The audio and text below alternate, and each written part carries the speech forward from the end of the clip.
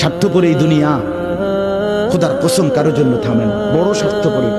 হ্যাঁ, যেদিন বাপের জানাজা পড়ে, যেদিন বাপের লাশ কবরে দাফন করে, সেদিনও বংশধর সন্তান ছেলে মেয়ে ঘন্টাখানিক 2-4 ঘন্টা কাইন্দা কাটটা হইলো, রাতের বেলা ঠিকই ভাত খায়। হ্যাঁ, পাশের ঘর থেকে খানা আনে, বাবারা ঠিকই খায়। স্বার্থপর দুনিয়া থামে না রে ভাই, থামে না দুনিয়া। ওই জন্য আমাদের কারোর জন্য থামবে না। তুমি আমি মরে গেলে শেষ। আবারও বলছি কথা, আমি মরে গেলে এরপরে পৃথিবী যত আধুনিকে হোক না কেন, আমার কি কথা বুঝছেন? আমি মরার পরে যদি সবার ঘর স্বর্ণের বাড়ি হয়ে যায় তো আমার লাভ হইল কি?